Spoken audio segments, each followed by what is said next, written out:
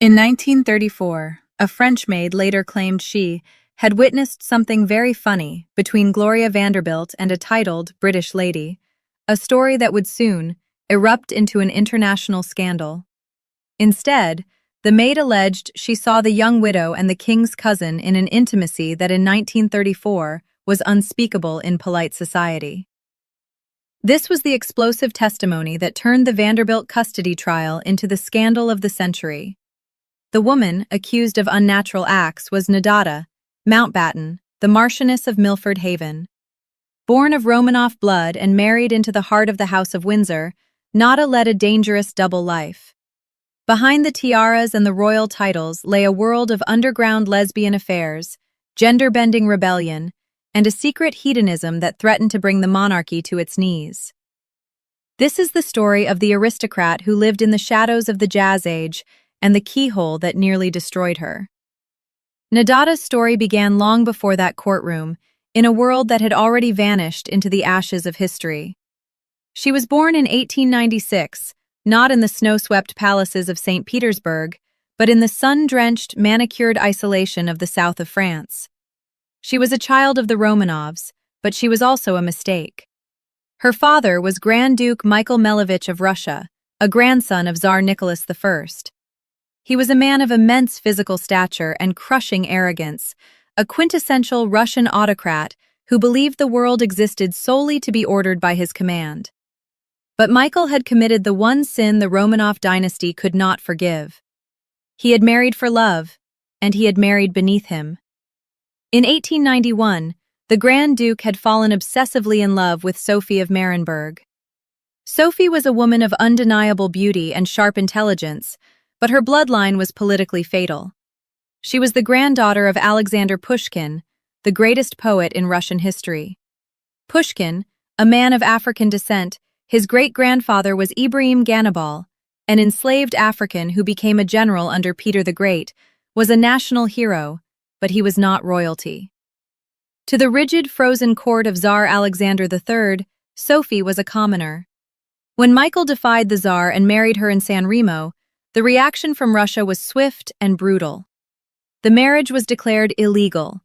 Michael was stripped of his military rank, banished from Russia, and forbidden from ever returning to his homeland. Thus, Na entered the world as a paradox. She was technically a Grand Duchess, yet she had no country. She possessed immense wealth. Her father had managed to keep his fortune, but she was a social pariah in the eyes of the royal courts of Europe. She grew up in a golden cage. The family settled in England at Kenwood House and spent their winters in Kay at the Villa Casbeck. It was a life of opulent aimlessness. Her father, the bitter Grand Duke, spent his days playing golf and tyrannizing his household, raging against the Tsar who had cast him out, while her mother, the Countess Dorby, navigated the treacherous waters of European high society with a frozen smile. From her earliest years, Na understood that she was different. While her English cousins were pale, fair-haired, and placid, Nadejda was dark. She had inherited the striking features of her African ancestor, Ganibal. Her skin was olive, her eyes were dark and hooded, her lips full and sullen. In the polite pastel drawing rooms of Edwardian England, she looked like a panther trapped in a petting zoo. She was exotic, moody, and visibly other. The British aristocracy, obsessed with pedigree and conformity, didn't know what to make of her. They whispered about her Tartar blood and her Russian temperament. This sense of alienation forged a personality of steel. Nadejda learned early on that the rules of society were arbitrary. The Tsar had banished her father for love. The British accepted them only because of their money and their vague connection to the throne. She saw the hypocrisy of the ruling class before she was 10 years old. She watched her father bow to men he considered his inferiors simply to maintain his social standing. She watched her mother endure the snubs of lesser royals who refused to accord her the proper precedence at dinner parties. Nadejda absorbed it all, and it curdled into a deep, cynical disdain for authority. If the world was going to treat her as an outsider, she would own that status. She would not beg for acceptance. She would command attention. As she grew into a young woman, the First World War shattered the delicate ecosystem of her youth. The conflict was a catastrophe for her family. But in a twisted irony, it was their salvation. When the Russian Revolution erupted in 1917, the Bolsheviks hunted down the Romanovs with ruthless efficiency. They murdered the Tsar, his wife, and their children in the cellar at Arenberg. They threw Na's cousins down mine shafts in Aleptik. But because Nada's father had been banished decades earlier, because they were the illegitimate branch living in England, they were safe. The exile that Michael had cursed for 20 years was the only reason his daughter was alive. But survival came at a cost.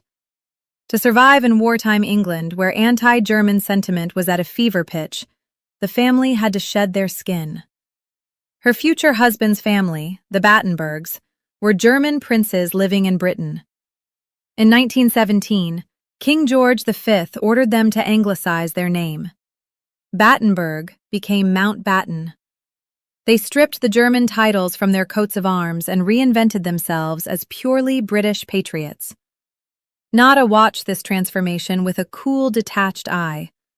She saw how easily a name could be changed, how quickly an identity could be discarded to survive. It was a lesson she would take to heart. Identity is a performance. In 1916, amidst the chaos of the war, Nada married Prince George of Battenberg, soon to be the second Marquis of Milford Haven. On paper, it was a brilliant match. George was the brother of Louis Mountbatten and Alice of Battenberg, Prince Philip's mother. He was brilliant, a mathematical genius who could calculate complex gunnery trajectories in his head. He was a naval officer of the highest caliber, dedicated to the service of the king. But he was also a man of immense complexity. George was distant, often lost in his own intellectual world, and possessed a collection of erotica that hinted at a mind unbothered by conventional morality. The marriage was a union of two highly intelligent, misplaced souls. George was a German prince turned British sailor. Na was a Russian Grand Duchess turned British Marchioness. They were the ultimate insiders who felt like outsiders. They understood each other's isolation. But while George channeled his energy into the Navy and his books, Nada found herself adrift in a post-war world that was rapidly shedding its inhibitions. The 1920s arrived not with a whimper, but with a scream of jazz saxophones and the roar of Bentley engines. The old world of corsets, chaperones, and tea dances was dead, buried in the mud of Flanders. In its place came the bright young things, a generation of aristocrats who were determined to dance until they collapsed, to drink until they forgot the war, and to break every rule their parents had held sacred. Nadejda Mountbatten did not just join this revolution. She became one of its dark generals. She looked at the traditional role of a marchioness, hosting charity fetes, opening garden parties, producing heirs, and she rejected it with a laugh. She cut her hair. It wasn't just a bob. It was a severe, slick-back crop that exposed the sharp angles of her face. She stopped wearing the flowing feminine gowns of the pre-war era and began to raid her husband's wardrobe. She wore trousers, tailored jackets, and monleys.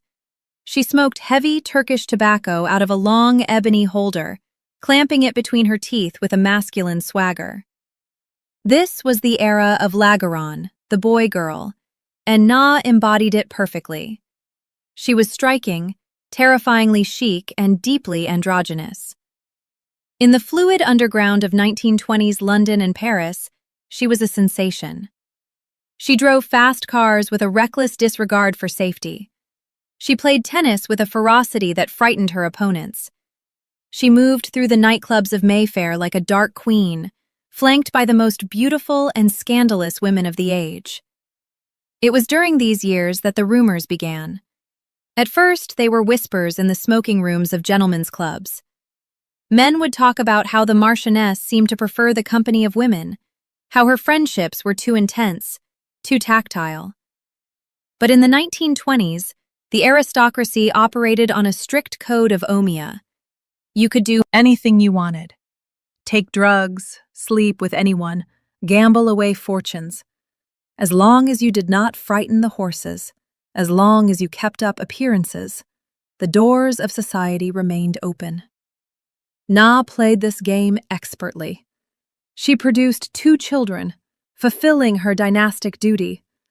She appeared at court functions standing dutifully beside her husband. She curtsied to the king. But the moment the official duties were over, she retreated into a private world that was becoming increasingly female-centric. Her marriage to George evolved into a modern, sophisticated arrangement. They were partners, friends, and co-conspirators. But the romantic passion, if it had ever existed, had cooled into a mutual respect for each other's freedom. George had his naval career and his intellectual pursuits.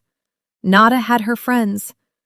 And the closest of all these friends was her sister-in-law, Edwina Mountbatten. When Lord Louis Mountbatten married the immensely wealthy heiress, Edwina Ashley, in 1922, he brought into the family a woman who matched Na in restlessness and rebellion. Edwina was beautiful, rich beyond avarice, and completely bored by convention. The 2 women, Nadejda and Edwina, formed an instant, impenetrable alliance. They were the Mountbatten girls, a terrifying duo who intimidated men and fascinated women. They began to travel together, leaving their husbands behind. These were not spa holidays to Switzerland. They went on grueling, dangerous expeditions to the wildest corners of the earth.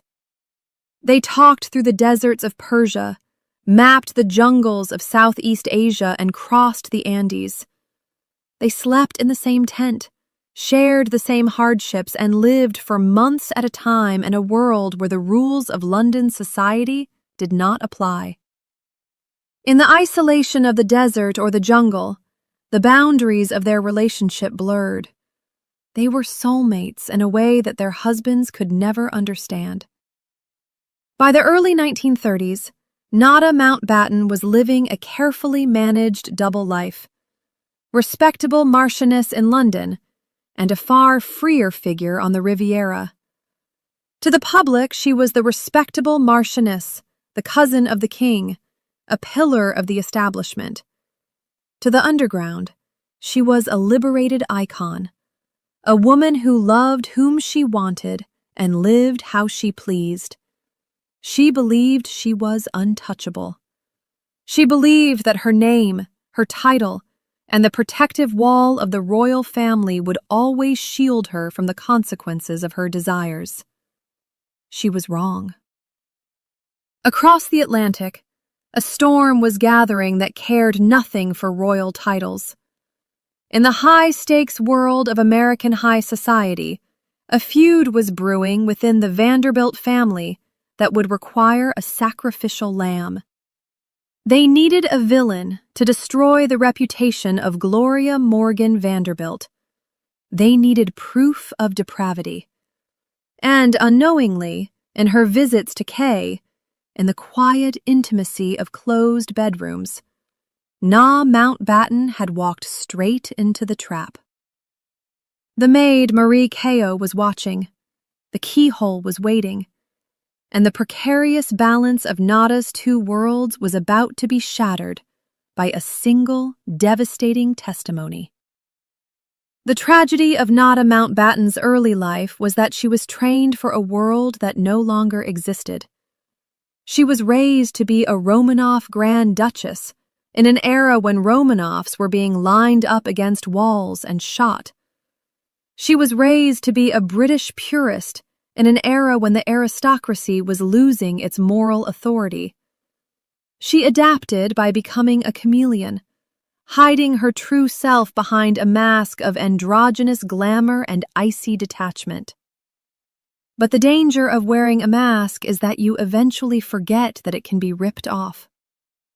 As 1934 approached, Na felt secure. Her husband George was rising in the Navy. Her children were in school. Her friendship with Gloria Vanderbilt was just another chapter in her life of private pleasures.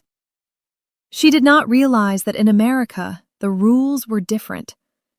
The American press did not respect the Omar, the British upper class. They were hungry for blood, and blue blood was the sweetest of all. As Nadejda boarded the ocean liner Majestic to visit New York, thinking she was merely visiting a friend, she was actually sailing into a hurricane that would force her to fight for her reputation, her children, and the very survival of the House of Mountbatten. The exile of Kay was over. The trial of the century was about to begin. In London, she was the Marchionessa Milford Haven, a beautiful member of the extended royal family who attended coronations and charity balls with a face of impassive nobility. But the moment she crossed the English Channel, the corset of protocol was unlaced. The south of France was her playground, a sun-drenched sanctuary where the moral laws of England evaporated in the heat. It was here, amidst the pine-scented hills of Cannes, the casinos of Monte Carlo, that Nadejda held court. And it was here that she forged the friendship that would nearly destroy her. Enter Gloria Morgan, Vanderbilt. If Na was the dark, brooding panther of the aristocracy, Gloria was the fragile, trembling dove. Born into the diplomatically connected Morgan family, Gloria had married Reggie, Vanderbilt, the heir to the massive railroad fortune. It was a match made in tabloid heaven, beauty and money. But Reggie was a gambler and an alcoholic who drank himself to death by 1925, leaving Gloria, a widow at 20 with a baby daughter, also named Gloria, and a mountain of debt hidden behind a wall of trust funds. Gloria was beautiful, feckless, and utterly lost. She was terrified of solitude and incapable of managing her own life, let alone a massive fortune. She drifted to Europe, seeking comfort in the company of the aristocracy. When she met Nadejda Mountbatten, the attraction was immediate and magnetic.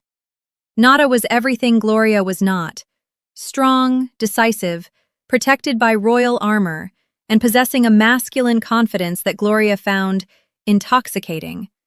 Nadejda became her protector, her mentor, and according to the whispers, her lover. The two women became inseparable. They were seen everywhere together on the Riviera. They dined at the most exclusive tables, danced until dawn, and spent long, languid afternoons at Nadejda's villa. To the casual observer, it was a deep female friendship. But the servants saw something else. They saw the way Na looked at Gloria. They saw the bedroom doors that were locked in the middle of the afternoon. They saw the physical intimacy that went beyond the chasted embraces of society ladies in the glass closet of the 1930s.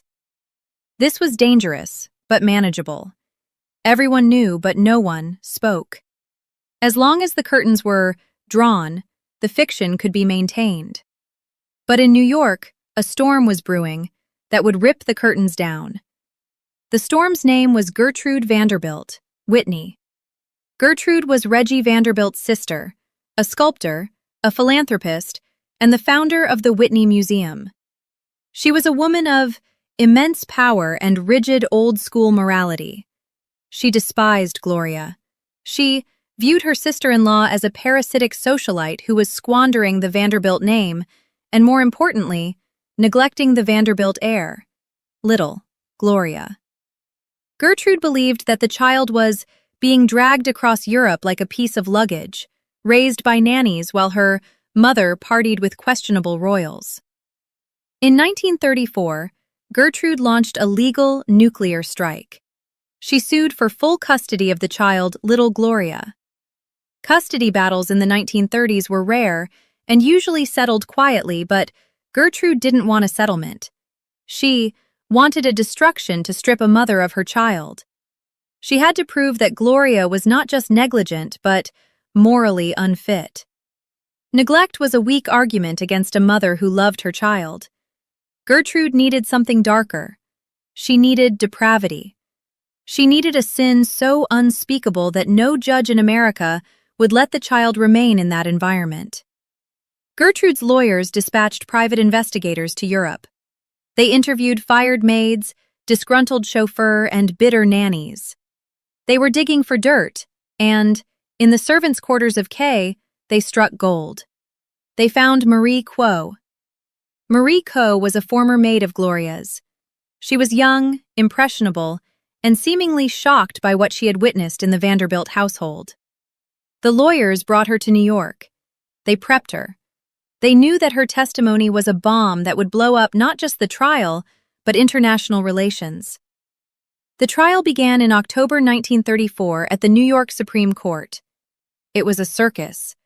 The Great Depression was ravaging America. The people were hungry, angry, and desperate for distraction. The Vanderbilt War was the ultimate soap opera. Crowds packed the courthouse, desperate to catch a glimpse of the poor little rich girl and her warring relatives. Inside, the atmosphere was suffocating. For the first few weeks, the testimony focused on money and parenting, but Gertrude's lawyers were holding their ace card. Then they called Marie Quo to the stand. The moment Quo sat down, the air in the room changed. The lawyers asked the judge to clear the courtroom. They argued that the testimony would be filthy and damaging to public morals. Justice Carew agreed. The reporters were shoved out. The doors were locked. But in a courthouse, walls have ears. Kayot began to speak. Through a translator, she described life in the villa in Cannes. She spoke of the close friendship between Mrs. Vanderbilt and Lady Milford Haven. Then the lawyer asked the fatal question, "What did you see?" Quo testified that one afternoon, driven by suspicion, she had knelt outside the bedroom door. She put her eye to the keyhole. She described seeing Mrs. Vanderbilt and Lady Milford Haven on the bed. They were kissing, but it wasn't just kissing. Quo used language that, even in translation, left no room for ambiguity. She described unnatural acts. She described a physical passion that was predatory and intense. She painted Na not just as a lover, but as the aggressor, the dominant force who had corrupted the weak American widow. It was a sensation. In 1934, lesbianism was not discussed in polite society. It was considered a mental illness, a perversion. For a mother to be accused of it was the ultimate disqualification. But for that mother's lover to be a member of the British royal family, it was cataclysmic. The news leaked within hours. The tabloids couldn't print the specific details due to obscenity laws, but they printed everything else. Vanderbilt Maid tells of keyhole peep titled, "British Lady Named in Love Nest, Scandal Rocks Royal Family in London." The reaction was one of frozen horror. King George V was ailing. The monarchy was trying to project an image of dull, solid stability to counter the rise of fascism in Europe. And now the newspapers were linking the king's cousin to a lesbian sex cult in New York. Nadejda was at her country home in England when the news broke. Most women would have collapsed. A scandal of this magnitude usually resulted in social exile. The standard protocol was to retreat, to go to a sanatorium for nerves, and to vanish until the world forgot. Nadejda Mountbatten did not vanish. She read the reports. She saw her name smeared across the front pages of the world, and she reacted with the cold, imperious fury of her Romanov ancestors. She did not hide. Furious, the Marchioness denounced the claims as monstrous and dispatched her solicitor from London to monitor the proceedings. It was a move of breathtaking audacity. She was sailing straight into the eye of the storm.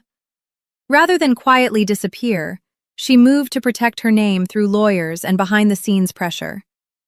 As the ship crossed the Atlantic, the press frenzy reached a fever pitch. They were waiting for her on the docks of New York like a pack of wolves. In the press, she became a character overnight.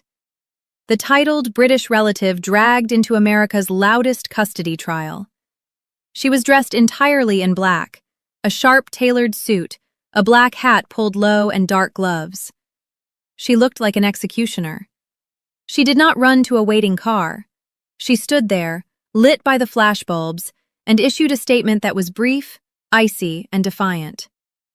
"The stories are malicious lies," she said, her voice clipped and aristocratic. "I am here to defend my honor and the honor of my family." She didn't look like a woman accused of perversion. She looked like a queen who had arrived to punish her subjects. She went straight to the courthouse. She demanded to confront her accuser. The scene in Justice Caru's chambers was electric. On one side, the Vanderbilt lawyers smug and armed with their witness. On the other, native Mountbatten, radiating a terrifying calm. Behind closed doors, lawyers battled over what could be said and how much of it the public would be allowed to hear. She did not weep. She did not plead for mercy. She treated the accusation with utter disdain. She dismantled Marie Coe's character with surgical precision. How could a maid see through a keyhole that was blocked by a key? Why had she waited so long to speak? Was she paid by the Whitney family? Nadejda's defense was simple. The accusation was so beneath her dignity that it couldn't possibly be true. She used her class as a shield. She was a Mountbatten. Kyo was a peasant. Who were they going to believe? Justice Caru was in a bind.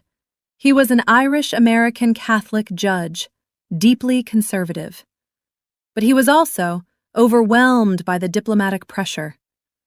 Diplomatic pressure and elite influence swirled around the case as the British establishment watched nervously.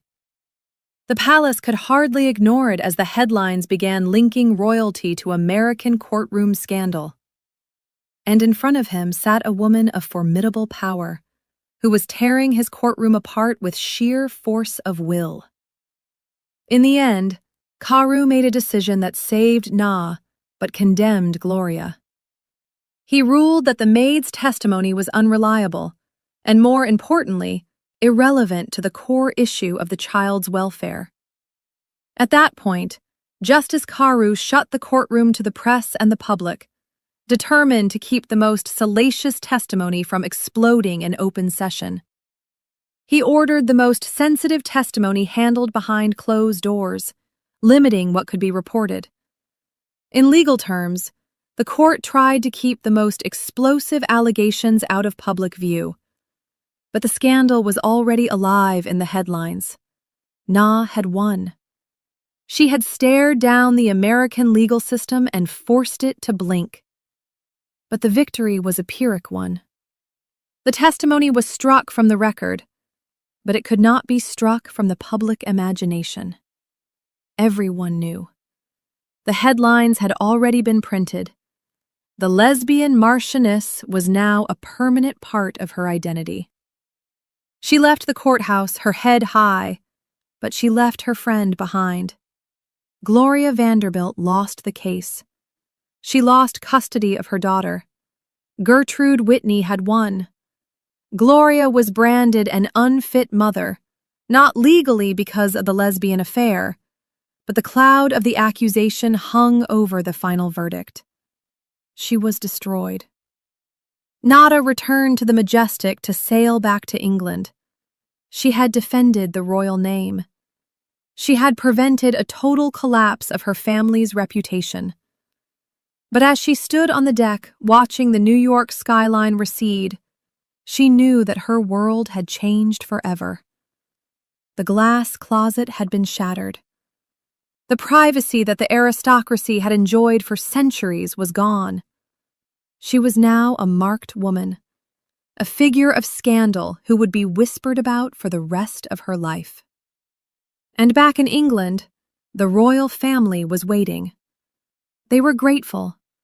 She had killed the story, yes, but forgiveness, that was a different matter entirely. The Queen of the Night was coming home, but the palace gates were about to be bolted shut against her. The Vanderbilt trial of 1934 stands as a watershed moment in the history of queer high society.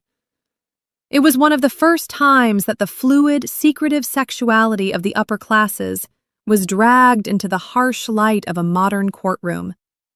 For Na, it was a brutal lesson in the limits of privilege. She discovered that her title could protect her from legal consequences, but it could not protect her from shame.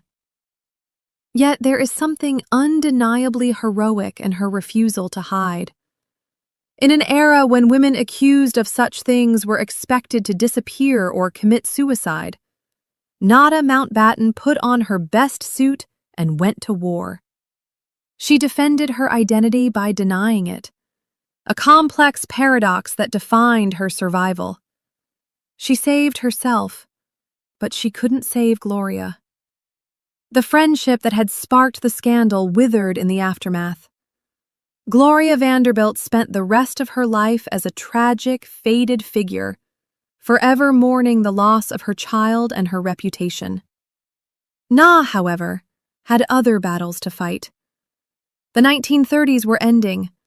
The drums of war were beating again, and the Mountbatten family was about to be pulled into a conflict that would make the scandal in New York look like a tea party.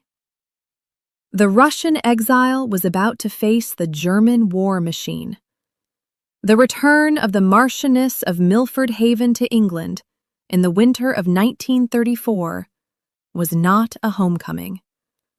It was a retreat into a fortress of silence. The RMS Majestic docked in Southampton under a lean gray sky, a stark contrast to the flash-bold hysteria of New York. Nadejda disembarked with her head held high, her face a mask of impenetrable Romanov disdain. But she knew the landscape had shifted. She had survived the legal storm as the court pushed the most salacious allegations behind closed doors. But in Mayfair drawing rooms and palace corridors, the social verdict was brutally clear. The British aristocracy operates on a system of invisible signals. There were no public denunciations. She was not stripped of her title.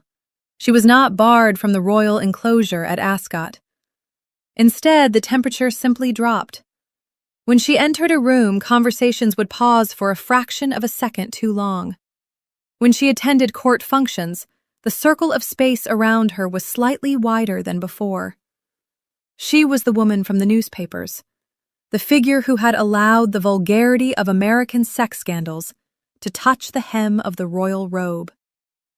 King George V, old and ailing, was deeply disapproving.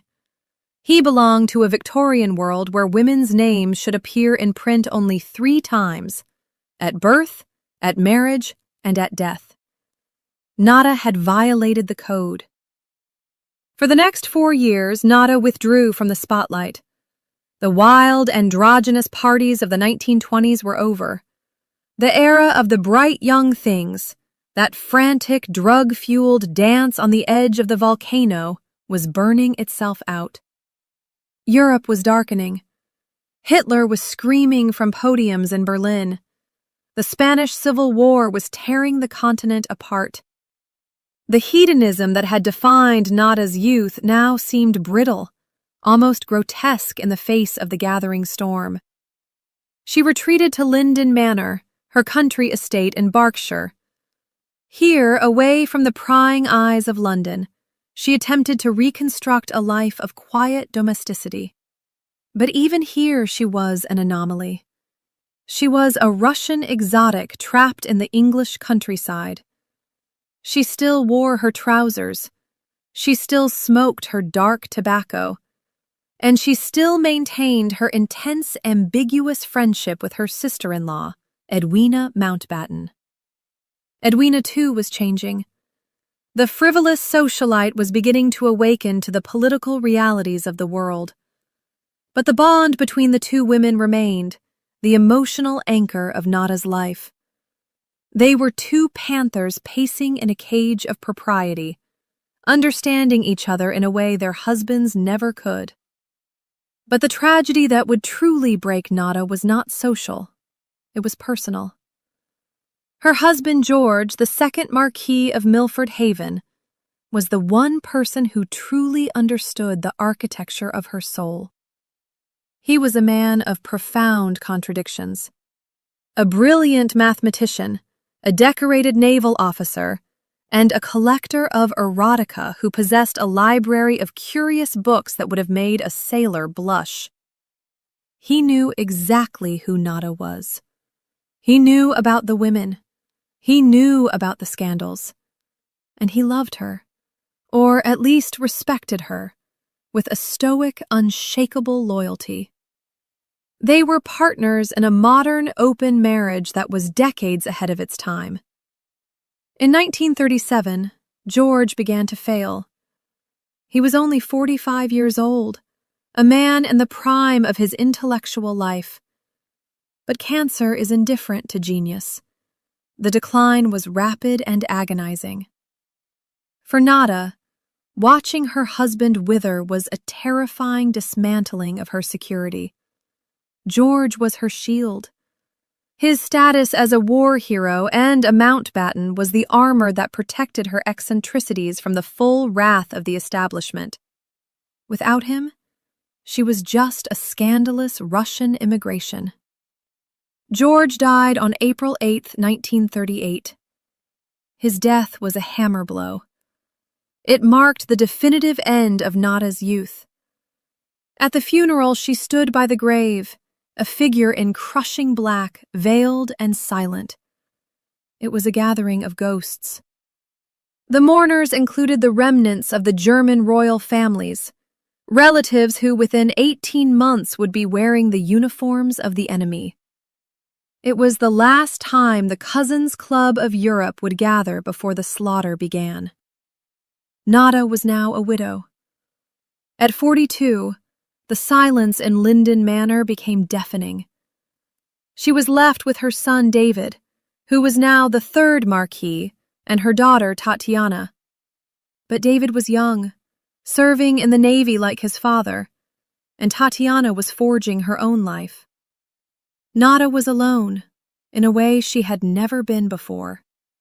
The Vanderbilt scandal had stripped her of her American friends. Death had stripped her of her husband. She did what Romanovs do when faced with catastrophe. She hardened. She walled off her heart. She became formidable. The playfulness of the 1920s vanished, replaced by a steely, almost intimidating grandeur. She began to dress in severe, dark colors. Her wit, always sharp, became razored. Then came September 1939, when Neville, Chamberlain, announced that Britain was at war with Germany. It was not a surprise to N.A. It was a grim inevitability.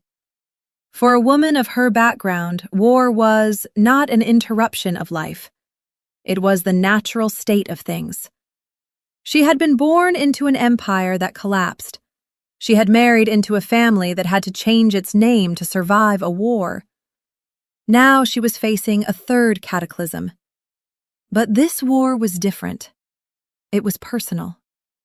Her son David was in the Royal Navy, commanding destroyers in the freezing Atlantic, hunting the same U-boat that his German cousins were building.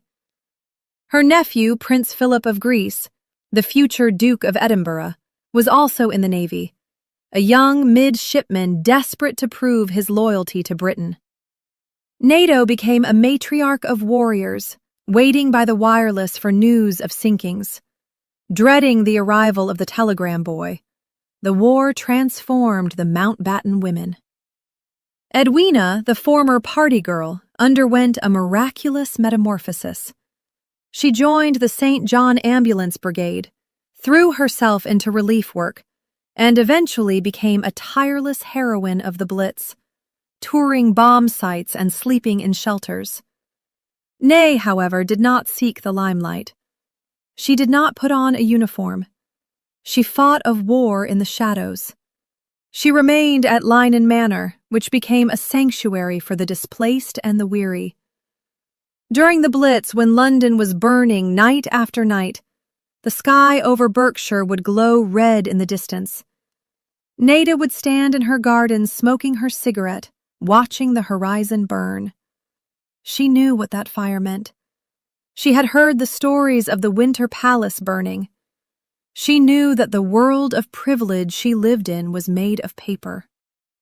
Her home became a strange, suspended reality. While the world fought, Nadejda maintained a rigid, almost defiant standard of living. She refused to cower. When food rationing bit hard, she managed to keep her table elegant, using the skills of a Russian exile who knew how to make soup out of nothing. She hosted officers on leave, including her nephew Philip. Young Prince Philip was a frequent visitor. He was homeless, essentially. A prince without a kingdom, his father dead, his mother Alice locked in her religious world in Athens. Nadejda became a surrogate mother figure to him. But she was not a warm, cuddling grandmother. She was Aunt Nay, cool, sophisticated, cynical. She taught him about the complexities of the world. She gave him books to read. It is said that Philip's pragmatic, unshockable view of human nature was forged in the drawing rooms of Nadejda and Edwina. He saw in Nadejda a woman who had been chewed up by the press and survived. It was a lesson he would need. But the war also brought a new, quieter kind of suffering. The separation from the continent cut Nadejda off from her past. The south of France, her spiritual home, the place of her freedom and her scandals, was now enemy territory occupied by the Nazis and the Vichy regime. The Villa Kazbek was gone. The friends she had danced with in Cannes were scattered, hiding or dead. The glass closet of the Riviera was shattered by jackboots. There's a poignant, seldom discussed chapter of Ney's war. In 1941, her sister-in-law Alice, Philip's mother, was in Nazi-occupied Athens, hiding a Jewish family. Nadejda, in England, was cut off from her. The two sisters-in-law, one a deaf nun, the other a scandalous widow, were fighting the same enemy on opposite sides of the Iron Curtain of war. They were the two difficult women of the family, both survivors, both misunderstood. As the war dragged on, Linden Manor became a repository of secrets. Lord Louis Mountbatten, Edwina's husband, was rising to the dizzying heights of supreme command. He was the chief of combined operations, planning the raids that would eventually lead to D-Day. He would visit Linden, bringing with him the weight of the war. Nadejda listened. She was one of the few people Louis could talk to who didn't want anything from him. She was family, but she was outside the chain of command. She offered him the perspective of the outsider, the Russian fatalism that said, "Do what you must, for history will crush us anyway." The stress of the war years aged her. The photographs of Ney from the mid-1940s show a woman who has been hollowed out. The sharp, feline beauty of the 1920s has softened into a heavy, brooding mask. Her eyes are tired. The cigarette holder is still there, but it looks less like an affectation and more like a crutch. In 1945, when victory was finally declared, there was no jubilation in Na's heart.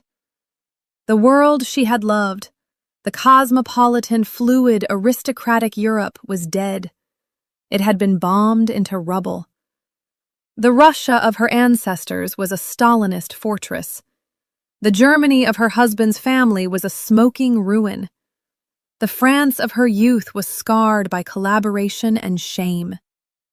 She looked at the new world emerging from the smoke, a world of socialism, austerity, and nuclear weapons, and she realized she was a relic. The bright young things were now middle-aged survivors. The scandal of 1934 seemed like a quaint memory from a different century. Who cared about a keyhole in Cannes when millions had died in gas chambers? But survival is a habit. Not a Mountbatten adjusted her mask. She prepared to face the post-war era not as a participant, but as an observer. She had her title. She had her secrets. And she had the enduring, unbreakable bond with Edwina. The war was over, but the long, slow twilight of her life was just beginning. She would live to see her nephew marry the future queen, to see the Mountbatten name rise to the pinnacle of power, while she remained in the shadows, the keeper of the family's darker truths. The years between 1934 and 1945 were the crucible that forged the final version of Nas Mountbatten. She entered the period as a scandalous celebrity and exited it as a hardened matriarch. The death of her husband removed her safety net, forcing her to stand alone against the judgment of society. The war removed her playground, forcing her to live in the gray reality of austerity Britain. What is remarkable is her silence.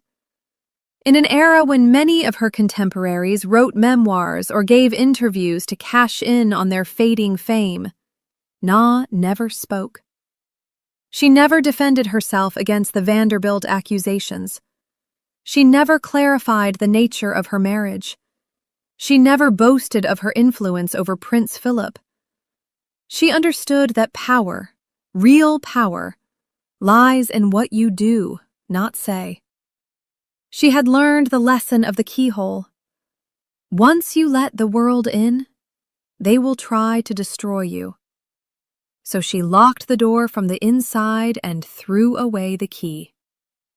As the post-war world dawned, bringing with it a new generation of royals and new scandals, Na Mountbatten sat in her drawing room at Lynon Manor, breathed in smoke, a silent sphinx, watching the empire fade into the sunset.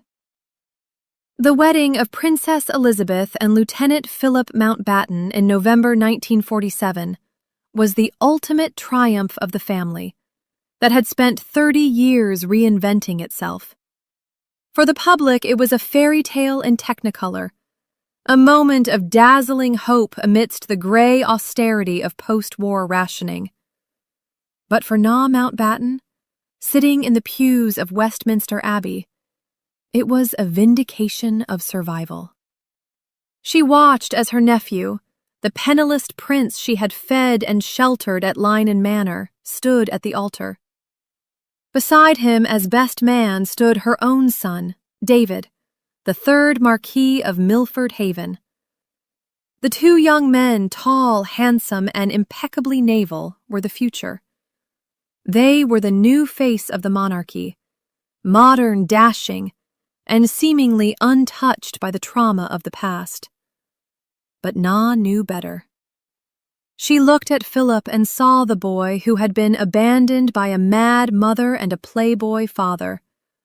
She looked at David and saw the son of a war hero who had died too young.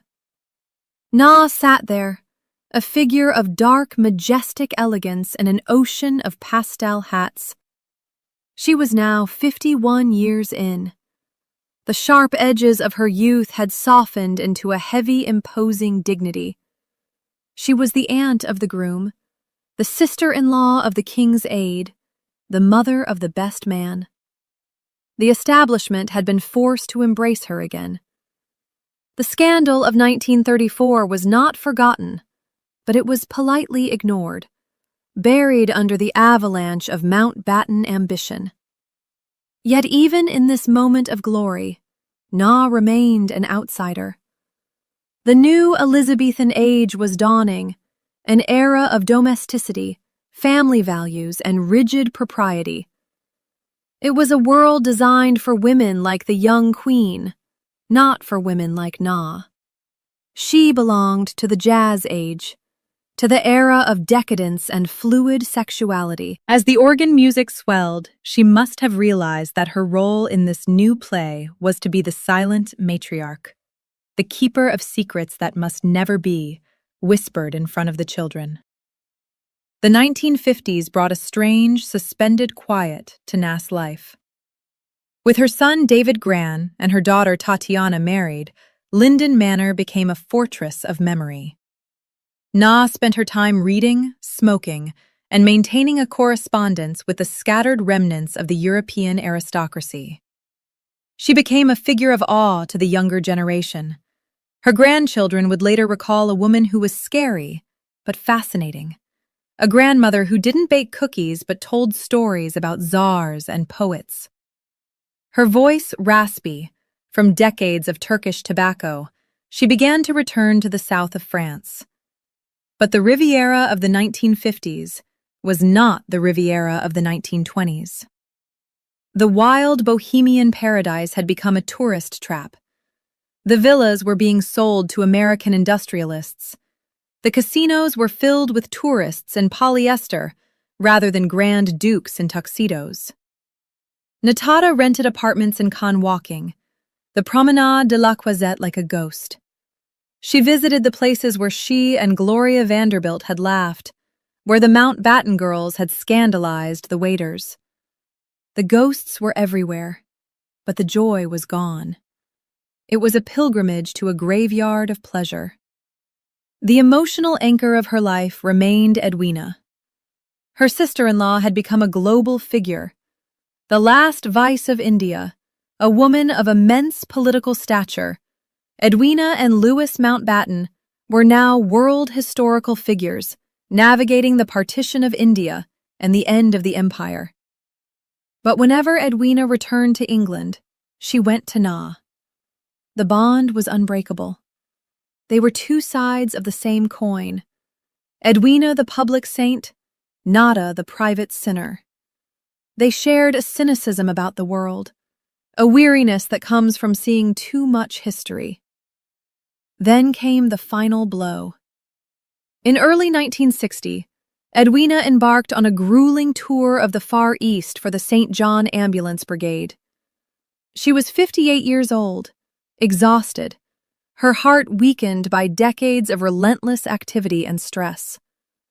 In North Borneo, on the morning of February 21st, she was found dead in her bed.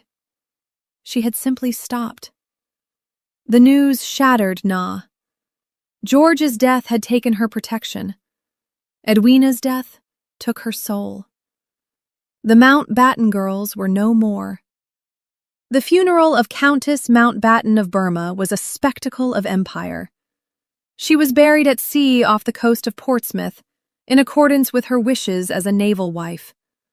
Lord Louis Mountbatten, dressed in his full admiral's uniform, stood on the deck of the destroyer HMS Wakeful, weeping openly as the coffin slid into the gray waves. Na was there. She stood on the deck, the wind whipping her black veil, watching the ocean swallow the woman who had been her partner in adventure, her confidant, and, in the eyes of the world, her lover. Was a desolation beyond words. The sea had always defined the Mountbattens.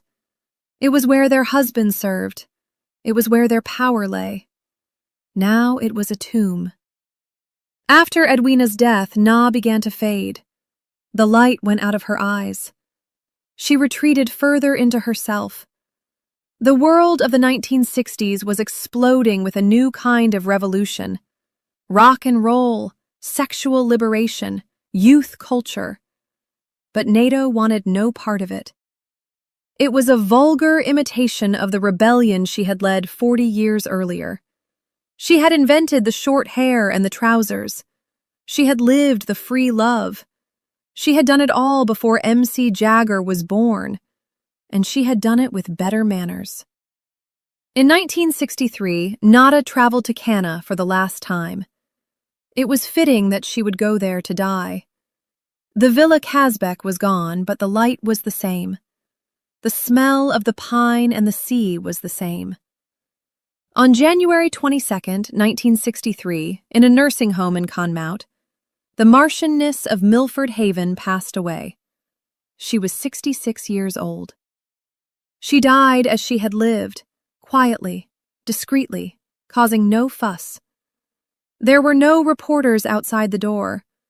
The paparazzi who chased the new generation of celebrities had no idea that the old woman dying inside was once the most scandalous figure in New York and London.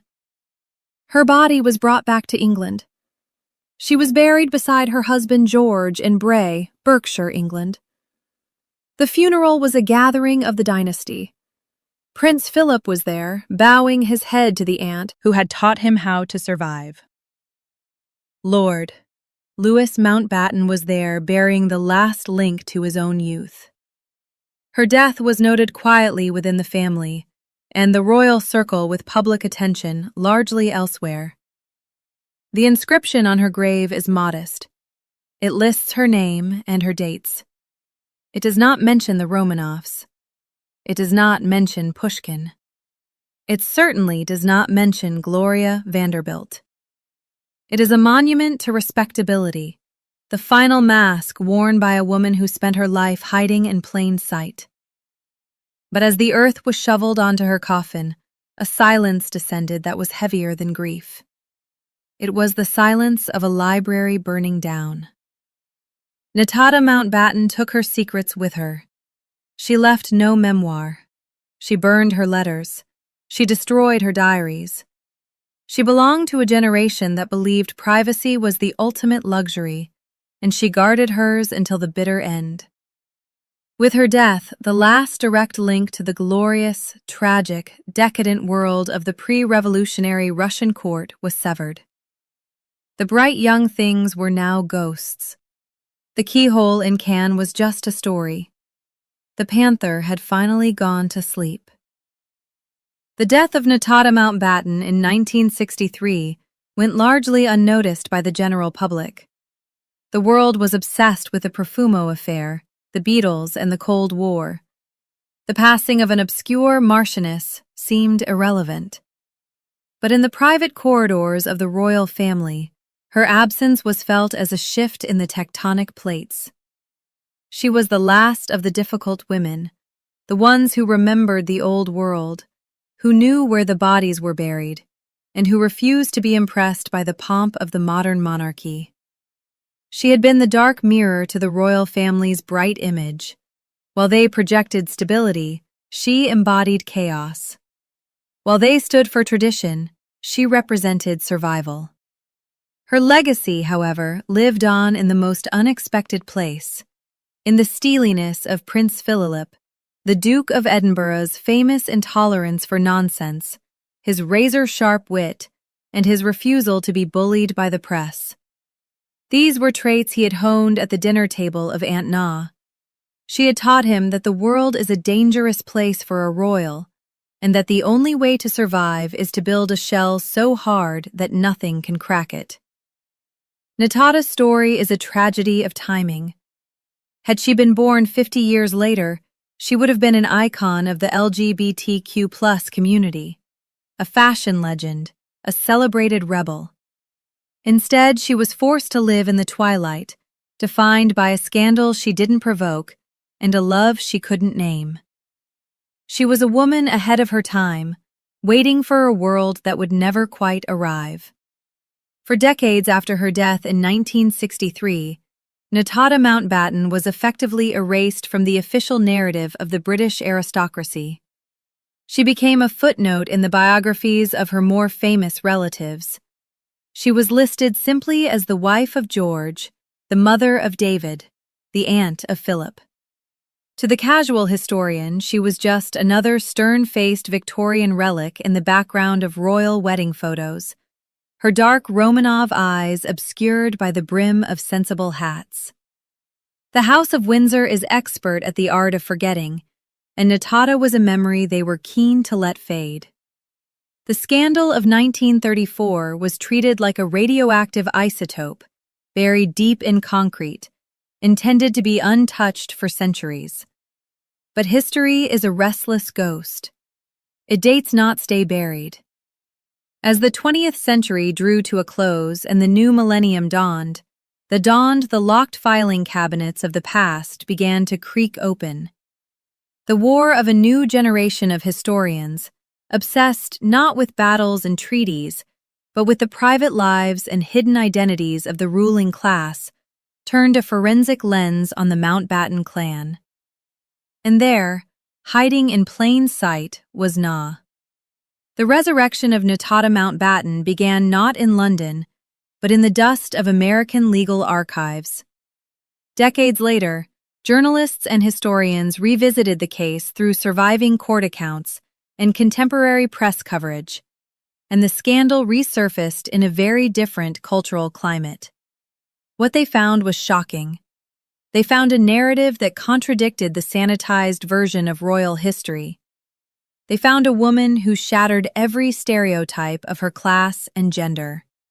Read with modern eyes, the testimony of Marie Caillot, the maid at the keyhole, no longer reads like an indictment of depravity. Instead, it reads as a testament to a forbidden, courageous love. We see Na not as the predatory lesbian of the 1930s tabloids, but as a woman attempting to carve out a space for her own desires in a world that criminalized them. The unnatural acts described in the courtroom were simply acts of intimacy between two women who found solace in each other. The reevaluation of Na's life coincided with the explosion of interest in queer history. Suddenly, the Mountbatten girls, Na and Edwina, were no longer just eccentric sisters-in-law. They were recognized as pioneers of a kind. They were women who lived in a glass closet, visible yet untouchable, protected by their privilege, but imprisoned by the need for discretion. Historians began to piece together the fragments of their lives, the shared tents in the desert, the separate bedrooms from their husbands, the intense emotional reliance on one another. The revelation was not just about sex, it was about survival. We now understand that Na's masculine style, the short hair, the trousers, the smoking, was not just a fashion statement, it was a form of armor. By adopting the signifiers of male power, she was rejecting the passive, decorative role assigned to aristocratic women. She was claiming the right to move through the world with the same freedom as her husband. In a psychological sense, she was the true heir to her Romanov ancestors. Autocratic, willful, and utterly uninterested in the opinions of the peasantry. This historical rehabilitation has transformed Na from a figure of shame into a figure of dark, compelling glamour. She is now seen as a proto-queer icon of high society. She represents the thousands of women in history whose loves were erased, whose letters were burned, and whose lives were flattened into the role of spinster or widow. Na refused to be flattened. Even in her silence, she occupied space. She forced the New York Supreme Court to acknowledge her power, even if she had to deny her identity to do it. But the most profound legacy of Nadejda Mountbatten lies in the DNA of the modern British monarchy. It is a legacy of resilience. She was the bridge between the old, doomed world of the European empires and the modern, media-savvy world of the Windsor.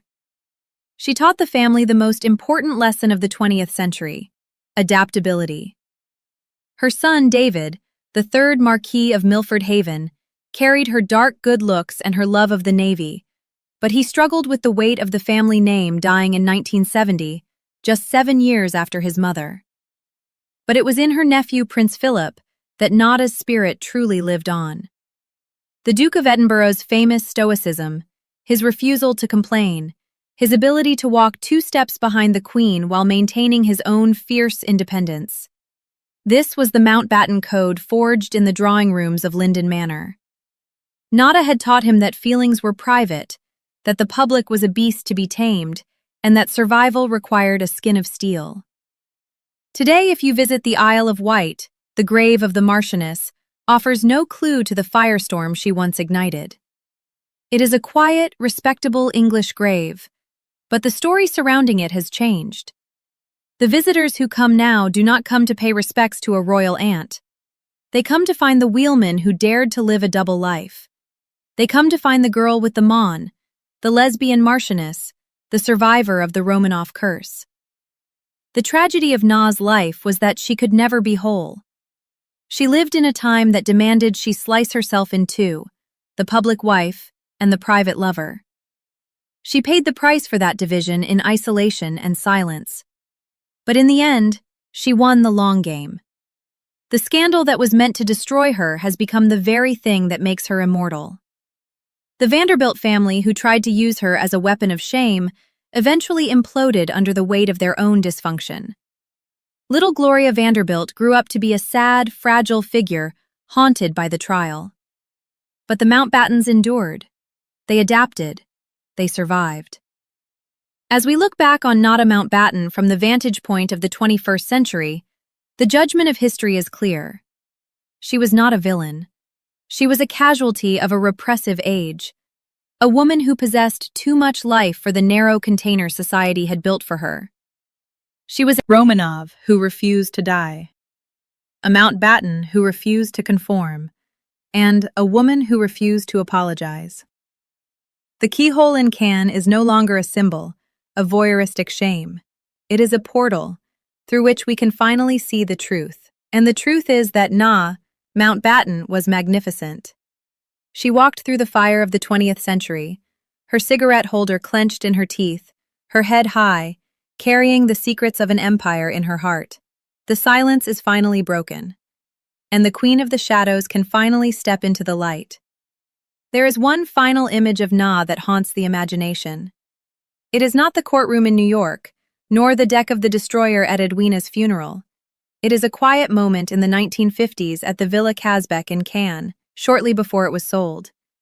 Imagine her, standing on the terrace at twilight, looking out over the Mediterranean. The air is thick with the scent of jasmine and the salt of the sea. She is old now, her face lined, her movements slow. She lights a cigarette, the flare of the match illuminating those dark, heavy eyes for a brief second. What is she thinking about? Is she thinking of the snows of Russia she never saw? Is she thinking of the husband who allowed her to be free? Or is she thinking of the nights in the desert with Edwina, under the vast, indifferent stars, when, for a few fleeting hours, she did not have to be a marchioness or a mother or a scandal? We will never know. Mountbatten took that final thought with her into the dark. In a world that sells every secret for a price, her silence was her final defiant act of nobility. She left us only the outline of her life, a silhouette against the burning sky of history, inviting us to guess, to wonder, and ultimately to understand that some things are too precious to be adult mint.